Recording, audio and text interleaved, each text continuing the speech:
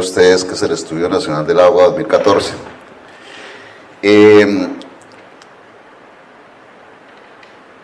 la primera yo quiero como partir mostrando, digamos, el papel que juega el instituto que represento, que es el IDEAN.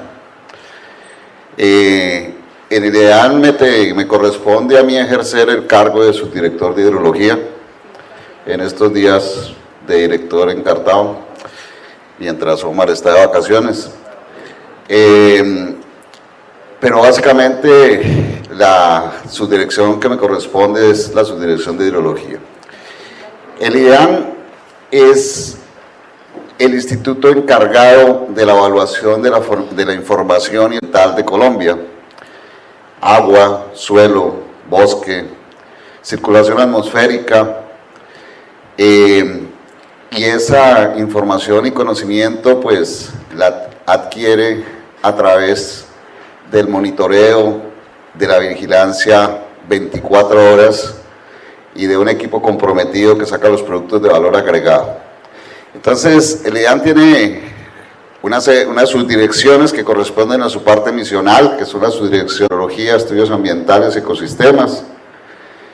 En estas 4 subdirecciones se producen, digamos, los productos que ustedes conocen, como el Estudio Nacional del Agua, la tasa de deforestación, los atlas climáticos, los escenarios de cambio climático, etc. Pero además tenemos nosotros unas unidades de servicio, que son las por las que más nos conoce el país, sobre todo por un servicio que es el pronósticos y alertas. Pero también tenemos otros servicios, el de meteorología aeronáutica, que atiende 27 aeropuertos del país, el laboratorio físico-química ambiental, la acreditación de laboratorios y la operación y mantenimiento de la red hidrometeorológica de Colombia.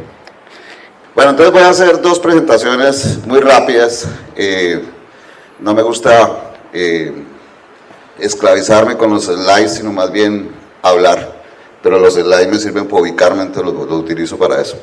Entonces pasemos a la primera. Lo primero que hay que entender es pues que la función institucional del IDEAN es producir información y conocimiento sobre el medio ambiente.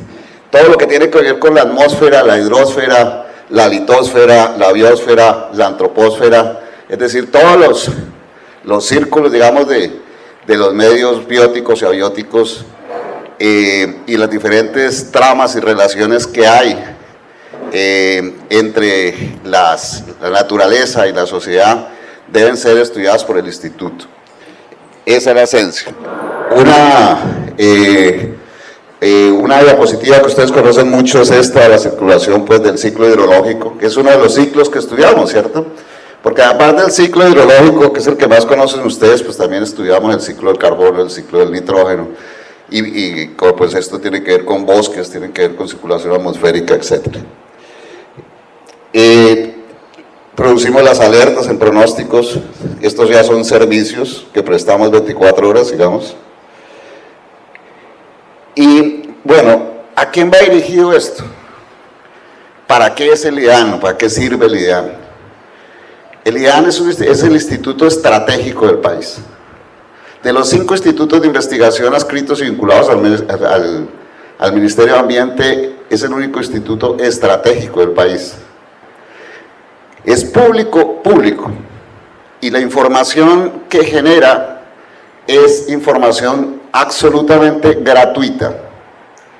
Información hidrometeorológica, informes, todo lo que hay en el IDEAN es del pueblo colombiano, de cualquier ciudadano, investigador, entidad nacional, internacional, etc. Eso nos da, digamos, una potencia muy grande, porque nos hace pertinentes para los sectores económicos, nos hace pertinentes para las regiones, nos hace pertinentes para los eventos históricos, como por ejemplo ahorita el posconflicto, los acuerdos de paz, nos hace pertinentes para construir el desarrollo del país.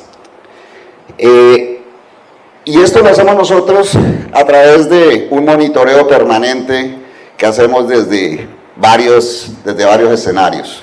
Estaciones en tierra que ustedes ven a lo largo de todo el país que operamos y mantenemos, sensores remotos de satélite, radar, fotografías aéreas, etc. También tenemos nosotros monitoreos permanentes a través de análisis multitemporal, por ejemplo, para efectos de riesgo, inundaciones, etc. Y hacemos, con toda esta información que logramos nosotros acopiar en tiempo real y cuasi real, no podemos hacer nosotros los modelos que nos permiten anticiparnos a lo que va a suceder en el futuro.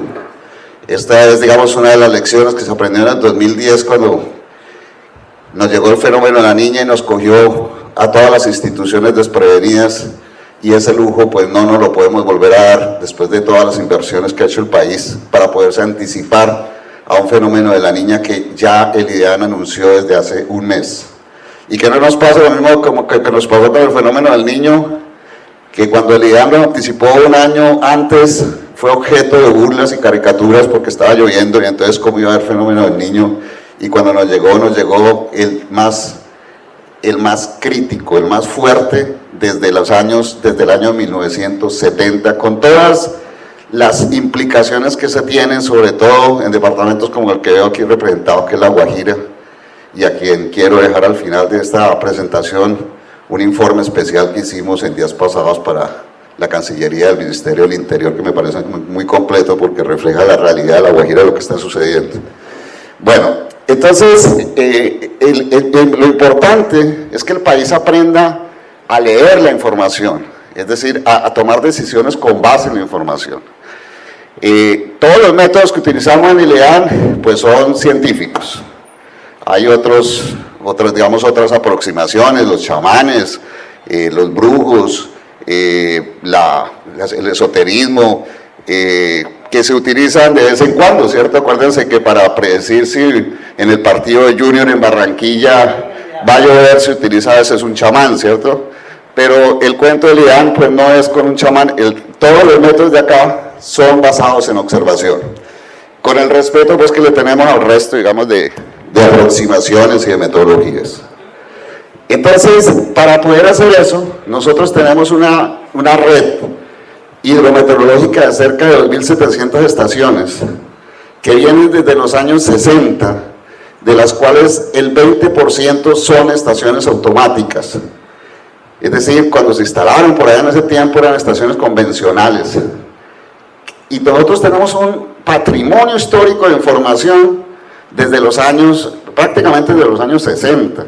Entonces tenemos como 50 años de información que son suficientes para la toma de información, para la toma de decisiones, para los diseños ingenieriles, para lo que sea.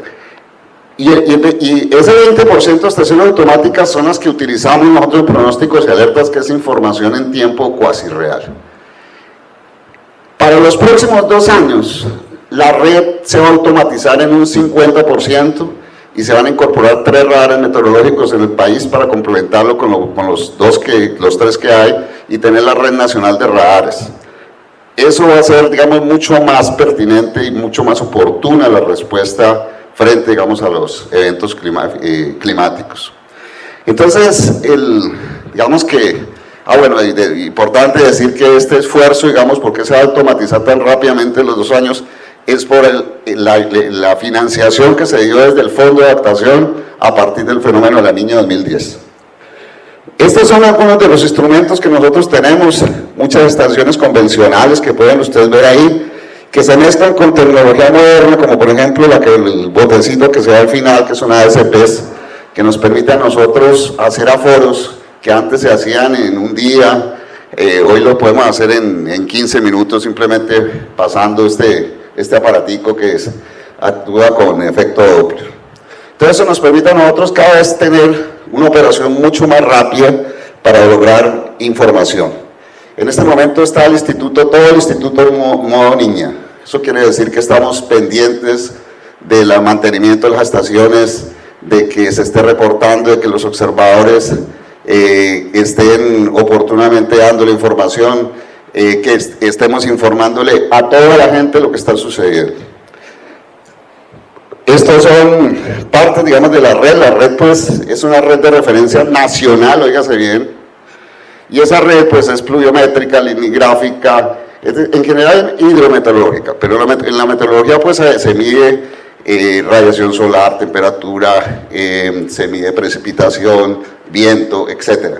Entonces, de acuerdo a los tipos de aparatos que hay, pues hay diferentes tipos de redes y de acuerdo al enfoque. Si por ejemplo el enfoque es para el agro, entonces la red es agrometeorológica, si es en los aeropuertos, una red sinóptica, etc. Entonces hay una serie de subdivisiones. También tenemos mareógrafos que nos permiten a nosotros medir temperatura y niveles del mar para poder, por ejemplo, hacer las predicciones de fenómeno niño-niña, que son fenómenos de interacción océano-atmósfera. Sigamos. Bueno, esta es la distribución así de la red. Esto a primer golpe de vista, pues uno dice, pues el 90% de la red está en la zona Magdalena-Cauca, o en el área hidrográfica Magdalena-Cauca, obviamente, porque es donde están las mayores heterogeneidades, donde están los accidentes geográficos que producen, digamos, diferencias climáticas, digamos, mucho más diferenciadas que la Orinoquía, la Amazonía, que son terrenos planos donde, digamos, la circulación atmosférica es más estable y entonces se necesitan menos estaciones, pero además donde es más difícil tener acceso, acuérdense que esa regla del 80% es convencional, a observadores que nos puedan estar reportando los datos oportunamente.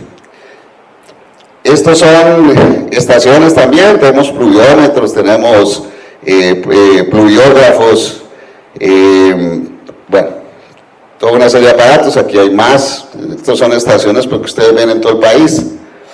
Estas son ya hidrológicas que están midiendo básicamente niveles de ríos desde los limnígrafos en esas torres, en esas caseticas, hasta radares hidrológicos como el que está colgando de una báscula, pues de una barra, pues que ya son, no tienen contacto, digamos, con el río y son mucho más seguros porque las instalaciones no se las llevan las crecidas, etc. Sigamos. Bueno, estos son los tipos de mediciones que estamos haciendo todos los días. En este momento, por ejemplo, estamos mirando cómo se va a atender el tema de la Ciénaga Nevada Santa Marta. Sigamos. Hacemos seguimiento diario, pues, de los niveles de los ríos. Sigamos. Y de todo eso, pues, tiene, digamos,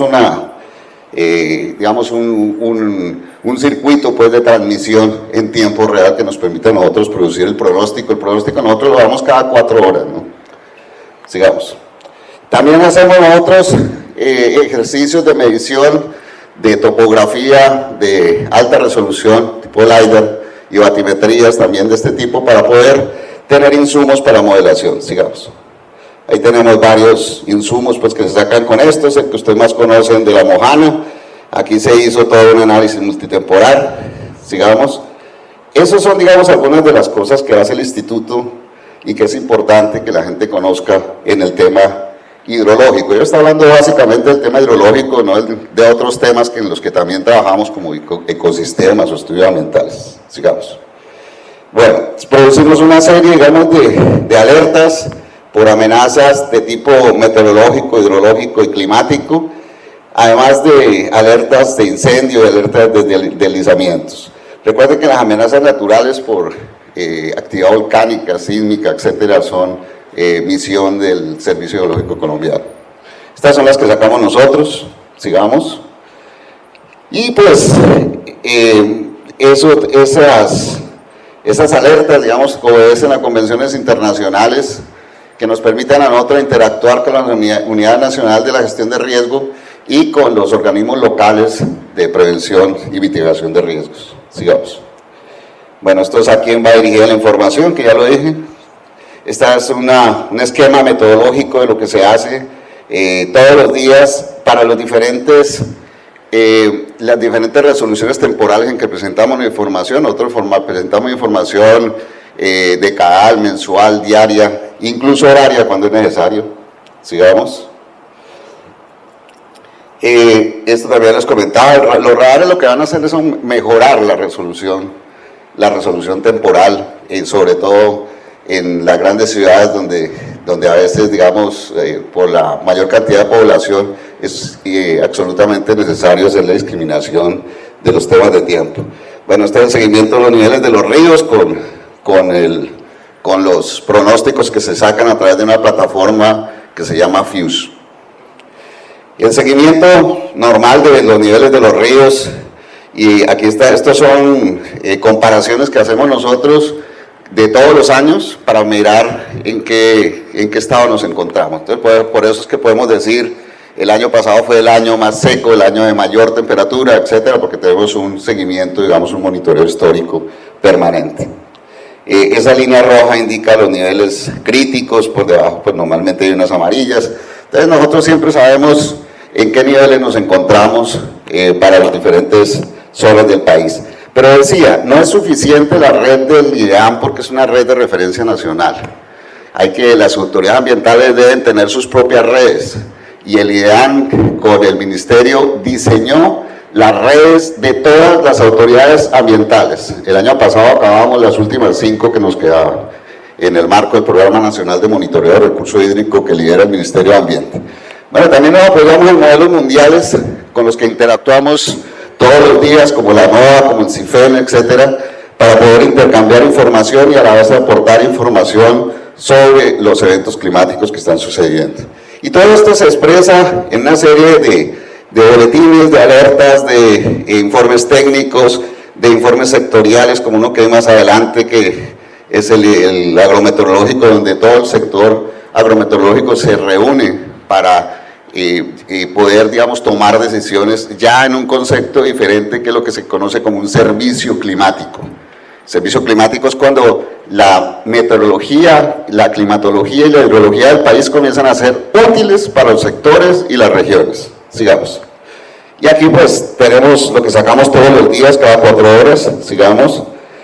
Igual las alertas que se producen, comunicados especiales, el boletín agrometeorológico del que venía hablando, monitoreos ya específicos de fenómenos de niño-niña. Tenemos nosotros 2 emisiones en el canal institucional a las 7:30 y a las 5:30 p.m. Tenemos nosotros también unos aplicativos por teléfono que es Mi Pronóstico, donde tenemos, digamos, todas las alertas y la situación del tiempo y del clima. Bueno, a esto me voy a referir luego, entonces no me voy a detener acá. Estos son ya unidades de análisis que voy a tratar ahorita. Sigamos. Bueno, y esto es el laboratorio de calidad que tenemos nosotros, el laboratorio de referencia, donde se hace también el monitoreo de calidad en 168 o 170 estaciones que tenemos a lo largo del país. Pero repito, estos son redes de referencia nacional, y nosotros tenemos, aparte de la red hidrometeorológica, pues la red de calidad, una red isotopía con 25 puntos, básicamente orientada a cambio climático, a alta montaña. Tenemos una red de aguas subterráneas que trabajamos con las corporaciones, y básicamente lo que hacemos es un seguimiento del ciclo hidrológico, de todas las variables del ciclo hidrológico. Repito, no solo agua superficial, sino subterránea. Y aquí quiero como llamar la atención en relación con un instrumento que es vinculante a través del decreto 1640, que son las evaluaciones regionales del agua. Especialmente en La Guajira en estos días, con lo del arroyo Bruno, hemos sido muy enfáticos en solicitar que se inicie un proceso sistemático de evaluación regional del agua. Porque en La Guajira llevamos 2 años con una cantidad, digamos, de situaciones particulares, y tenemos unas dificultades por un monitoreo, digamos, que es necesario fortalecer, y por la información que es necesario, digamos, trabajar en el marco de la evaluación regional del agua. Pero esto no es solo para Corpo Guajira, sino para todas las corporaciones. La evaluación regional del agua es un proceso sistemático que permite hacer una evaluación del estado y la dinámica en cantidad y calidad de las aguas superficiales subterráneas del territorio, del área de jurisdicción de la corporación. Y para eso tenemos nosotros un documento técnico que son los lineamientos y directrices para la evaluación regional del agua que sacó el IDEAM hace más o menos unos 3 o 4 años. Acuérdense que este año se debe tener implementadas las evaluaciones regionales del agua de acuerdo a lo que dice el 1640. Bueno, y esto lo quiero traer a colación porque para cada cuenca el balance hídrico es diferente. Aquí está el balance hídrico de un páramo, todos los procesos que se dan en un páramo. Y lo complicado no es hacer este bonito y mirar las relaciones que hay, sino ponerle los números para saber cómo es que funciona el ciclo hidrológico, por qué otorgamos el agua, de dónde podemos aprovechar el agua, cómo la podemos manejar mejor, etc. Sigamos. Bueno, esto ya es la parte, digamos, conceptual del tema. Sigamos. Bueno, el SIAC está, digamos, compuesto, digamos, de dos grandes módulos, uno que es el SIAC, Sistema de Información Ambiental, y el otro que es el SIPCA, que es el Sistema de Gestión y Planificación Ambiental. Dentro del SIAC está el famoso Sistema de Información de Recurso Hídrico. Creo que la siguiente. La siguiente. Ahí. Entonces, miren en cuenta, es el SIAC, ¿cierto? Que está ahí en el SIAC, el SIAT y el SIPCA. Realmente lo que funciona es este primero, el SIAC, ¿cierto? Y en ese SIAC, este tiene una serie, digamos, de subsistemas, como es el Sistema de Información de Bosques, el CISAIRE, que es el de aire, el Sistema de Información Forestal, y bueno, dentro de todos esos subsistemas está un Sistema de Información de Recurso Hídrico que es vinculante a través del decreto 1723 del 2007, ¿cierto? Es decir, lo tenemos hace 10 años, pero el sistema no es el IDEAN ni es el ministerio, el sistema es todo el país. Es decir, en las corporaciones debe funcionar el CIRACHE, en el IDEAN funciona el CIRACHE, en el ministerio tiene que funcionar el CIRACHE.